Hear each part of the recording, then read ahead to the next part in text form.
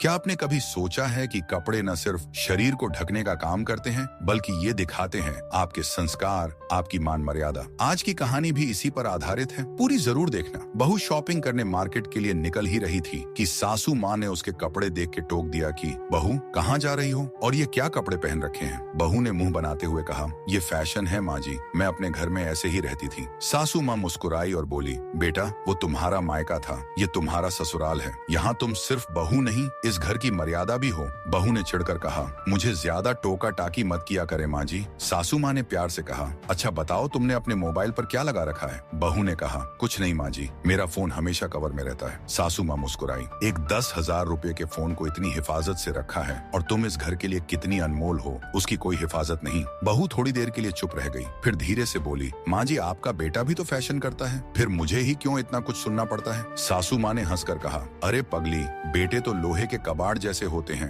जंग लगने के बाद भी काम आ जाते हैं, लेकिन बहू और बेटियां तो खरा सोना होती हैं। फिर उन्होंने स्नेह से पूछा, अब बताओ सोने को कहाँ रखा जाता है। बहू की आंखें नम हो गई, वो अंदर गई और पूरे कपड़े पहनकर बाहर आई। धीरे से बोली, अब ठीक है माँ। सासू माँ मुस्कुराई, अब तो तुम सबसे सुंदर लग रही हो, और दोनों के चेहरे पर संतोष की मुस्कान फैल गई। आपको क्या लगता है, सासू माँ ने सही समझाया बहू को? आपकी क्या राय है, हमें कमेंट बॉक्स में जरूर बताइए और प्रेम से बोलो, राधे राधे।